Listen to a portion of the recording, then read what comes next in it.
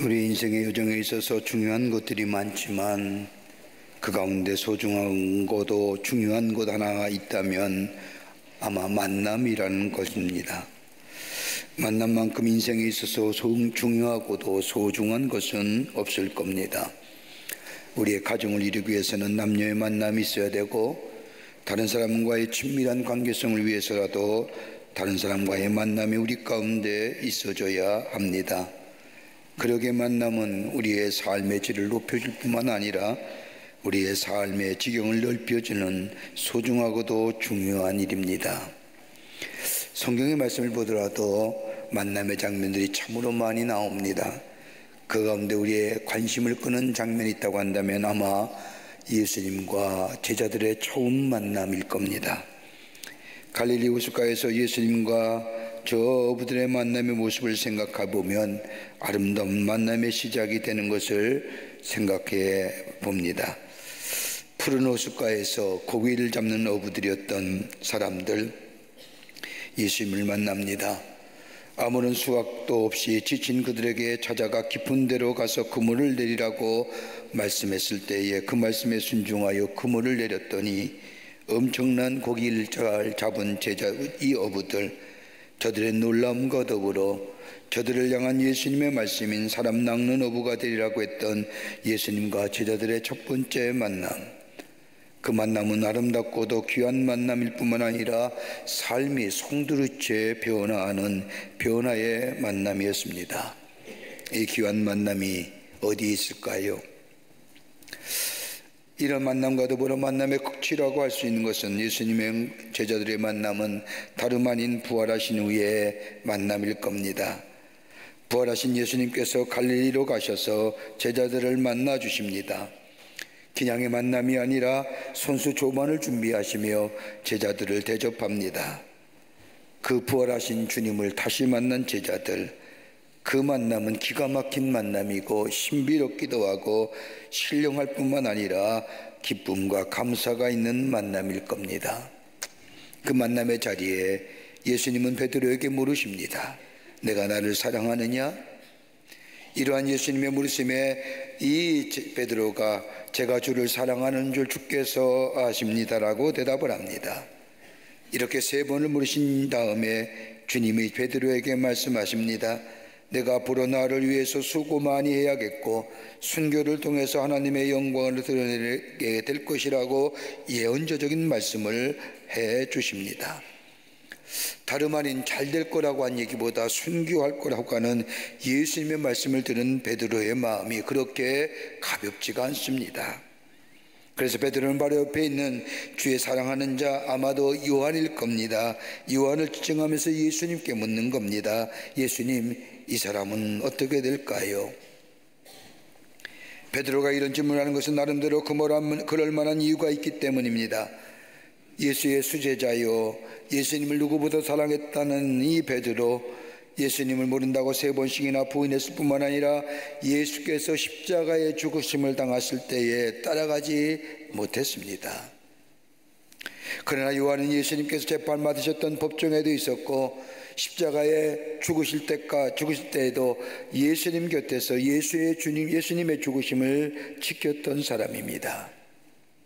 이러한 미묘한 관계 때문에 베드로는 요한을 향하여 이 사람은 어떻게 될 것이요? 라고 물어본 겁니다.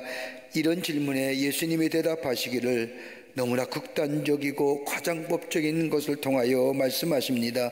내가 다시 올 때까지 머무르게 할지라도 이게 너와 무슨 상관이 있느냐?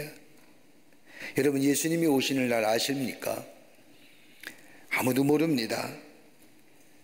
그런데 요한을 지칭하면서 내가 다시 올 때까지 이 사람을 내가 이 땅에 머무르게 할지라도 그것이 너와 무슨 상관이 있느냐라고 말씀하시며 다른 사람에 대해서 신경을 끄라.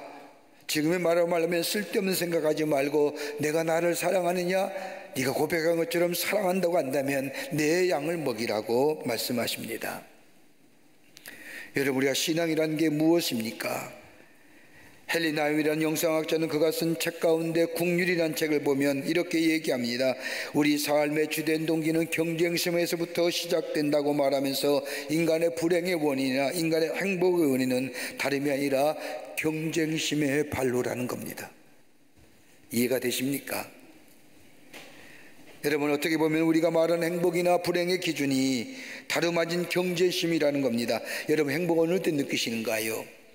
행복이라는 것도 남보다 내가 좀 나은 것 같으면 행복을 느끼지 않습니까? 내가 입은 옷이 다른 사람이 입은 옷보다 이쁘고 멋있게 보이면 행복을 느낍니다. 내 얼굴이 다른 사람의 얼굴보다 조금이나마 이쁘고 잘생기면 행복을 느끼지 않습니까? 아닌 것처럼 앉아 계십니다마는 우리는 경제심 가운데 행복함을 누립니다. 그러한 이런 행복은 어떻게 보면 불행의 씨앗이라고 해도 과언이 아닙니다. 이런 것들은 오래가지 못합니다. 꼭 행복만일까요? 불행은 어떠합니까? 괴로움이나 불행도 마찬가지로 다른 사람과의 비교 가운데 나옵니다. 저 사람이 나보다 잘 사는 것 같아서, 저 친구가 나보다 잘 되는 것 같아서, 이런 경제심과 더불어 비교의식에 따라서 우리가 행복하기도 하고 불행하기도 합니다. 이것이 바로 인간의 불행의 원인이라는 겁니다.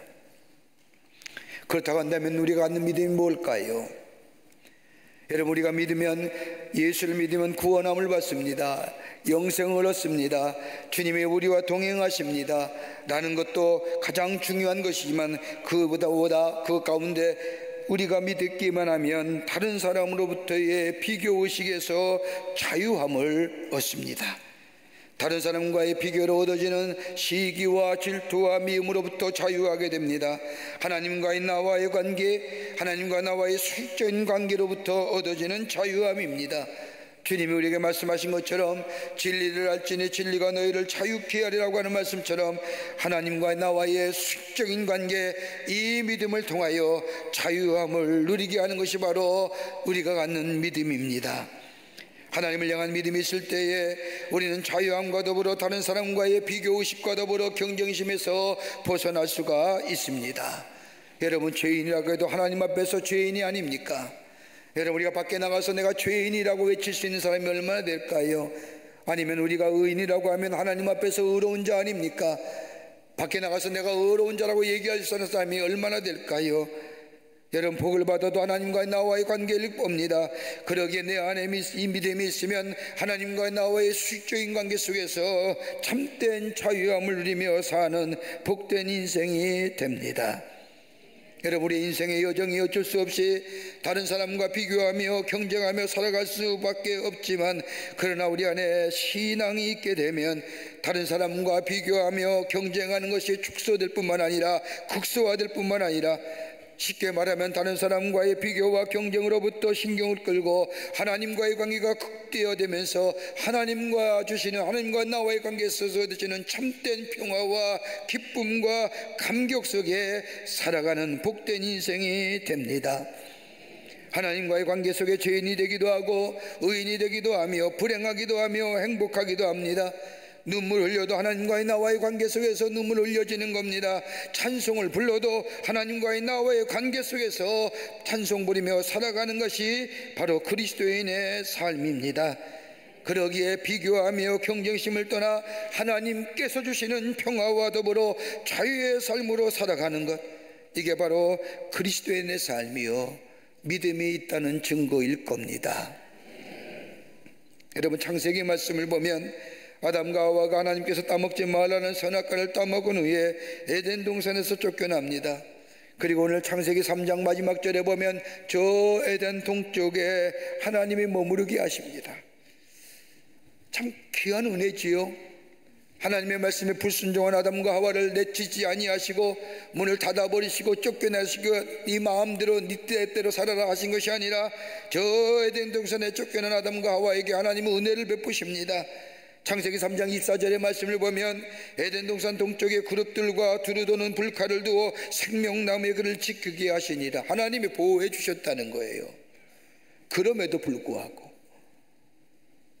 하나님의 말씀에 불순종했음에도 불구하고 하나님이 저들을 보호해 주시며 은혜를 베푸십니다. 그리고 저들에게 하나님의 음성이 들려옵니다.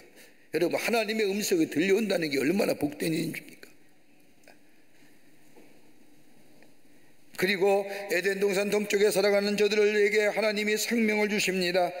아담과 하와 사이에 태어난 두 아들 가인과 아벨입니다. 가인은 농사를 지었고 아벨은 양치는 자였습니다. 그러면서 가인과 아벨은 자신이 지은 소산의 열매를 가지고 하나님 앞에 제물로 드리며 제사를 잡니다. 그런데 하나님께서는 아벨의 제사는 받으시고 가인의 제사는 받지 아니하십니다. 이에 가인은 분하여 안색이 변하게 되자 하나님은 가인을 꾸짖으시며 창세기 4장 7절의 말씀을 보면 내가 선을 행하면 어찌 낯을 들지 못하겠느냐, 선을 행하지 아니하면 제가 문 앞에 엎드려지느니라. 제가 너를 원하나 너는 죄를 다스릴지니라 라고 말씀합니다. 꾸지람이지요. 이 말씀을 들은 가인은 아벨과 둘만 있을 때에 아벨을 돌로 쳐 죽입니다. 이러한 일들을 아신 하나님께서 가인을 향하여 물으십니다. 내 아우 아벨이 어디 있느냐라고 묻자 하나님이 이 물음에 가인이 아벨이 어디 있는지 내가 알지 못합니다. 내가 내 아우를 지키는 자니까. 이 가인의 항변에 하나님은 가인을 향하여 저주하셨다는 것이 오늘 본문의 말씀의 내용입니다. 가인이 받은 저주의 문제가 아니라 가인에게 들려온 하나님의 음성입니다. 하나님의 어떤 음성이 가인에게 들려졌을까요? 여러분, 하나님의 음성을 들으며 살아가야 할 때에 우리 안에 참된 생명의 삶을 살아갈 수가 있습니다. 오늘도 우리에게 들려온 하나님의 음성, 어떤 음성일까요? 저 가인에게 들렸던 하나님의 음성, 어떤 음성일까요? 오늘 본문의 말씀을 통해서 함께 말씀을 나누며 은혜 받기를 원합니다. 첫째는 침묵의 소리였습니다. 가인이 하나님 앞에 제사를 드렸습니다. 그런데 하나님은 가인의 제사에 응답하지 않으셨습니다. 가인의 제물을 받지 않으셨다는 겁니다. 그런데 가인은 자신의 제물을 받지 아니하시고 자신의 동생인 아벨의 제물을 받으신 하나님에 대하여 분하여 안색이 변하였을 때에 하나님께서 이런 가인의 행동에 대하여 꾸짖으십니다. 여러분, 사람에게서의 중요한 기능이 있다고 하면 듣는 기능입니다. 듣는 것처럼 복된 일이 없습니다. 좀 나이가 들면 여러분 청각에 좀 예상이 생겨서 참 잘 안 들리잖아요. 여러분, 듣는 것만큼 소중하고 귀한 것이 어디 있을까요? 여러분, 잘 안 들리면 목소리가 커지죠. 여러분, 듣는 것처럼 복된 것 들어야 합니다. 다른 사람의 이야기를 귀담아 듣는다는 것은 다른 사람을 소중히 여긴다는 겁니다.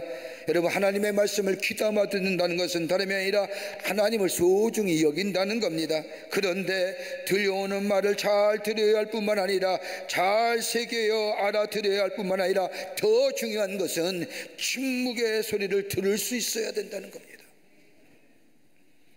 여러분, 말 없는 소리. 여러분, 혹 여러분의 아내나 여러분의 남편이 몇 주째 말이 없는 분 계십니까? 그 소리 들을 수 있어야 됩니다. 왜 말 안 하는지. 쫓아다니면서 왜 말 안 해? 왜 말 안 해? 이러지 마시고 왜 말 안 하는지, 왜 아이들이 말하지 않는지, 왜 말이 없는지를 들을 수 있어야 됩니다. 그들의 침묵의 소리가 들려와야 합니다. 여러분, 꼭 말해야만이 들리는 소리일까요? 여러분, 말 없는 소리도 들을 수 있어야 합니다. 더 중요한 것은 사건과 역사 속에서 말하는 그 음성을 들을 수 있어야 됩니다. 말은 없지만 가만히 보면 행동은 있습니다. 그 행동을 들을 수 있어야 합니다. 제가 신학교에서 공부할 때 저를 가르쳤던 목회학 교수님 한 분이 신방에 대해서 얘기하면서 이런 얘기하신 것이 아직도 기억이 납니다. 여러분이 나중에 목사가 되어서 교인 가정에 신방을 갔을 때 부엌에서 그릇 소리가 요란하거든 그 집에서 빨리 나오십시오.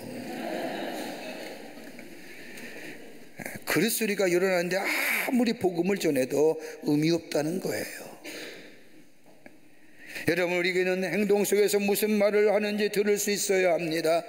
역사적인 사건 속에서 무엇을 말하고 있는지를 들을 수 있어야 됩니다. 행동과 역사적 사건 속에서 무엇을 말하는가를 들을 수 있는 귀가 있어야 한다는 겁니다. 그러게 예수님도 말씀하기를 들을 귀 있는 자는 들을지어다. 여러분, 다름 아니라 침묵이나 행동이나 역사의 사건 속에서 무엇을 말하는지를 들을 수 있어야 됩니다. 여러분, 침묵이 뭘까요? 말하지 않는 게 침묵일까요? 사전적 정의를 보면 스스로 생각하라는 겁니다. 여러분, 오늘 본문의 말씀을 보십시오. 왜 하나님께서 가인의 제물을 받지 않으셨는지, 그 원인이 어디에 있는지 스스로 생각해 보라는 겁니다. 그러기에 주의 음성이 들려오지 않는 겁니다. 여러분, 가인이 제물을 거부하신 이유가 어디 있을까요? 우리는 그 대답을 히브리서 11장 4절의 말씀을 보면 아벨은 믿음으로 하나님 앞에 제사를 드렸다고 말씀합니다. 그렇다고 한다면 하나님이 가인의 제물을 받지 않은 것은 가인이 믿음으로 하나님 앞에 제물 드리지 않았다는 겁니다. 왜 하나님이 내 제물을 받지 않으셨느냐, 그 이유가 어디 있을까 생각해 보려는 겁니다. 그런데 가인은 제물을 받지 않은 것이 하나님께 원인이 있는 것 같은 거요, 그리고 더 나아가 동생 아벨에 있는 것 같습니다. 하나님이 침묵하신 이유는 다시금 가인을 보고 내가 왜 제사를 받지 않으셨냐 다시 한번 생각해보고 다시 한번 시작하라는 겁니다. 믿음을 바르게 하고 경건을 바르게 하고 회개를 통해서 하나님 앞에 나아가야 할 것인데, 오늘 가인은 그 순간 저 제물에 받지 않은 이유에 내 원인을 생각하기보다는 아벨을 생각합니다. 하나님이 자신의 제물을 받지 않은 것은 아벨 탓이기 때문에. 여러분, 많은 사람들이 그렇게 살지 않습니까? 내 실패가 다른 사람의 성공인 것처럼 생각하는 사람들이 많습니다. 다른 사람의 성공이 내 실패인 것처럼 생각하는 사람들도 있습니다. 이런 사람들이 갖는 공통적 감정은 박탈감입니다. 그런데 예수 안에 사는 사람들, 그리스도 예수가 마음 안에 계신 사람들의 삶, 다름이 아니라 다른 사람의 잘됨을 보면서 질투하는 사람이 아닙니다. 칭찬해 줄 수 있는 사람. 여러분, 이런 마음은 우리 마음에 예수님이 아니 계시면 불가능합니다. 그러기에 바울은 우리에게 반복적으로 너희 안에 예수의 마음을 가지라고 하는 이유가 바로 여기에 있습니다. 예수 그리스도가 우리 안에 계시면 다른 사람의 잘됨을 보고 함께 기뻐할 수가 있습니다. 다른 사람의 아픔을 보면서 함께 아파할 수가 있습니다. 오늘 본문의 말씀에 하나님의 음성, 저 가인이 드린 이 제사에 침묵하는 것은 다름이 아니라 스스로 생각해 보라, 무엇이 잘못됐는지 원인을 생각해 보라는 겁니다.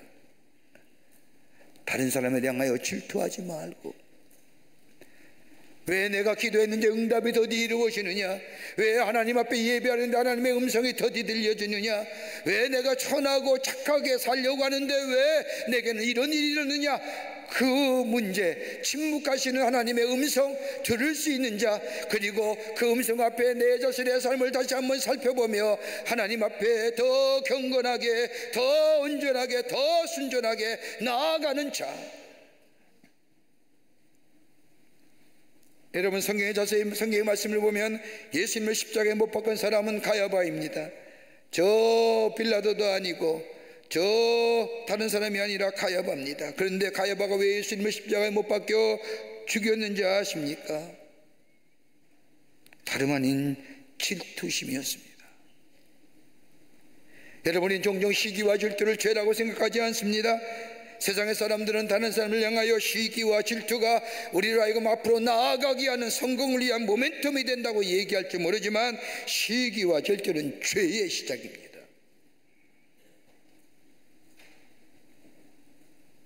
죄의 시작은 우리 마음속에 자리 잡고 있는 시기와 질투의 마음으로부터 시작됩니다. 바로 예수를 십자가에 못 박힌 죄, 그 깊은 것에는 질투가 있었습니다. 가인의 마음은 깊은 곳에 하나님의 음성을 듣고자 하는 마음보다는 시기와 질투가 그의 마음 깊은 곳에 자리 잡고 있기에 침묵의 소리, 하나님의 음성을 들을 수가 없었습니다. 또 하나의 하나님의 음성이 가인에게 들려주는데 죄를 다스리라는 겁니다. 죄를 다스릴 수 있어야 한다는 겁니다. 자신의 제물을 받지 아니한다고 해서 안색이 변하여 분노하고 있는 가인에게 하나님께서 오늘 창세기 4장 7절의 말씀을 보면 내가 선을 행하면 어찌 낯을 들지 못하겠느냐, 선을 행하지 아니하면 죄가 문에 엎드려지느니라. 죄가 너를 원하나 너는 죄를 다스릴지니라. 선을 행하지 아니하면요 죄가 우리 문 앞에 엎드려진다는 겁니다. 죄가 우리를 원한다는 거예요. 그러면서 죄를 다스리라는 겁니다. 여러분, 어떻게 죄를 다스릴 수 있을까요? 여러분, 죄의 본성을 가지고 태어난 우리들, 잠시라도 내 안에 하나님이 아니 계시면, 예수가 아니 계시면 죄에 넘어질 수밖에 없는 우리들의 모습들, 근데 우리의 죄를 어떻게 다스릴 수 있을까요? 다름이 아니라 오늘 본문의 말씀에 하나님은 죄를 다스리기 위해서는 적극적으로 선을 행하라는 겁니다. 적극적으로 선을 행함으로 인하여 우리의 죄를 다스릴 수 있다는 겁니다. 여러분, 예배서 4장 26절의 말씀을 보면 우리가 분을 품을 수 있고 화를 낼 수 있다고 말씀하면서도 그러나 해가 지도록 품을 품지 말라고 말씀하십니다. 다음 날까지 가지고 가지 말라는 겁니다. 여러분, 어떤 사람 가만히 보면 조금 자신의 생각과 틀리다고 해서 그 사람과 말하지 않는 사람, 여러분, 이것처럼 무서운 사람 없습니다. 그러나 어떤 일이든지 그날 풀어야 한다는 겁니다. 분을 해지도록 품지 말라고 하는 말씀은 분노를 오래 가지고 있으면 가지고 있는 동안에 우리 속에 그 분노가 작동한다는 겁니다. 상승작용을 일으킨다는 겁니다. 여러분, 야고보서 1장 15절의 말씀을 보면 욕심이 잉태한 즉 죄를 낳고 죄가 장성한 즉 사망을 낳으리라고 하는 말씀이 있습니다. 여러분, 이게 무슨 말씀일까요? 죄가 자라난다는 거예요.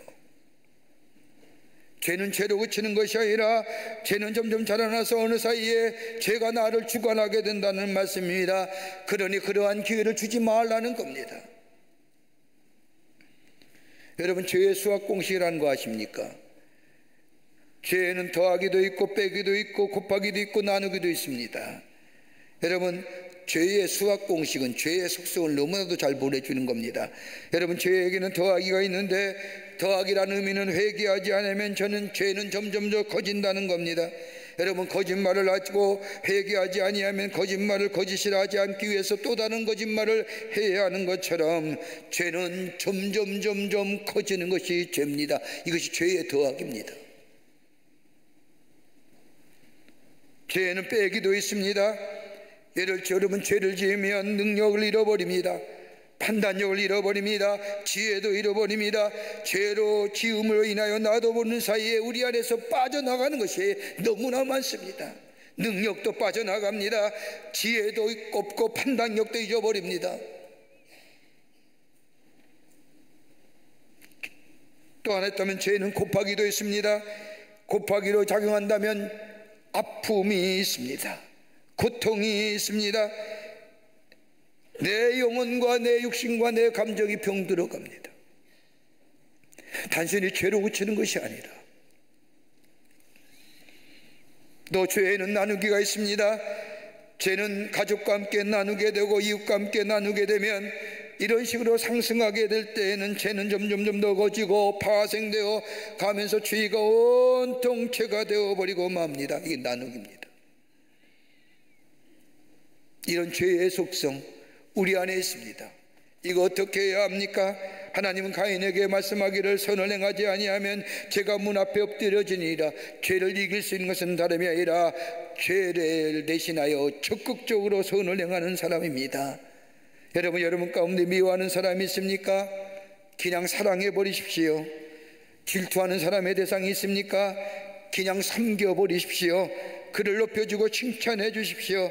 이렇게 선을 행하지 아니하면 악의 노예가 되고 죄의 노예가 된다는 겁니다. 그러니 적극적으로 선을 행하게 될 때에 죄를 다스릴 수 있다는 겁니다. 여러분, 선이 무엇일까요? 착함과 옳음과 바름일까요? 성경에서 말하는 선은 다름이 아니라 사랑과 은총과 용서입니다. 사랑하라는 겁니다. 자신에게 해를 끼치거나 아픔을 준 사람을 사랑하라는 겁니다. 여러분, 사랑한다는 게 쉬운 일일까요? 더 나아가 용서한다는 것 더더욱 어려울 겁니다. 그보다 더 어려운 일이 있다면 축복하는 겁니다. 은혜를 비는 겁니다. 그런데 그렇게 하라는 거예요. 그렇게 하지 않으면 우리가 죄에 무너진다는 겁니다. 우리 안에 시기와 질투로부터 자유할 수가 없습니다. 선을 행하지 않으면 죄가 문 앞에 엎드려지라고 할 말씀처럼 더 무서운 위기가 우리 가운데 찾아온다는 겁니다. 그러나 적극적으로 선을 행하게 될 때에 죄를 이길 수 있는 겁니다. 네 안에 시기가 있느냐? 네가 질투가 있느냐? 네 안에 미워하는 마음이 있느냐? 너 마음속에 있는 죄를 다스려야 하느니라. 그 음성입니다. 또 하나의 음성이 이 가인에게 들려옵니다. 다시 한번 기회를 주시는 하나님의 음성입니다. 오늘 본문의 말씀에 보면 가인에게 3번의 하나님 음성이 들려옵니다. 침묵하시는 하나님, 그 침묵 속에서 하나님의 음성을 들을 수 있어야 됩니다. 두 번째는 죄를 다스리라고 하는 하나님의 음성입니다.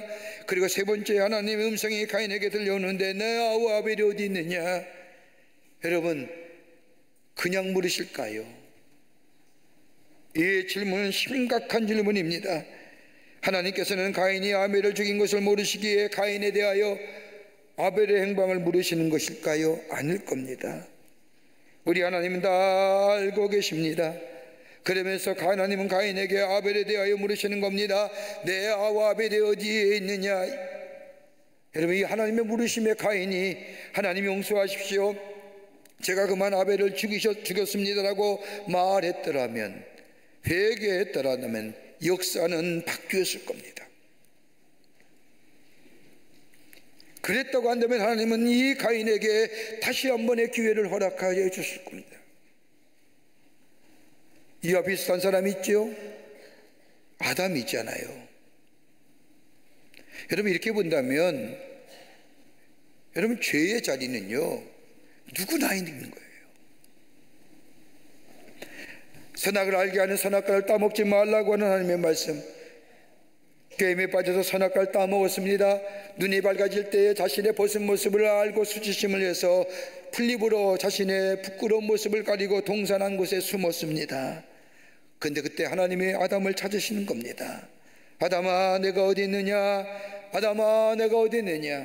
여러분, 하나님이 찾으시는 하나님께서는 아담이 어디에 있는지 알지 못하기에 찾으실 것은 아닐 겁니다.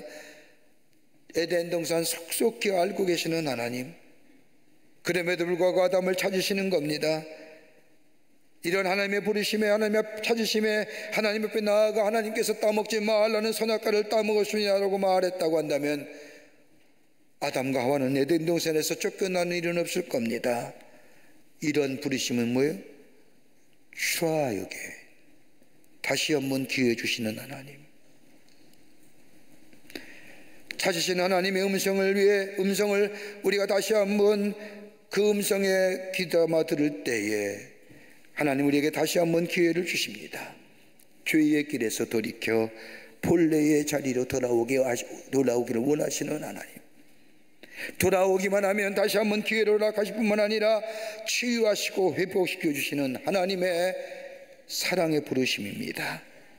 마음을 돌이켜 본래의 자리로 돌아오기를 원하시는 하나님, 하나님의 본래 형상대로 지음받은 삶의 모습, 내 안에 생기가 살아있고 하나님의 음성에 들려오며 주님과 교제하는 그 속에서 참된 기쁨과 만족과 행복을 누리는 삶. 내 아우 아벨이 어디 있느냐? 아담아, 내가 어디 있냐고 하는 이 하나님의 부르심은 너의 자리가 본래 그 자리가 맞느냐라고 하는 겁니다. 네가 있어야 할 자리냐는 겁니다.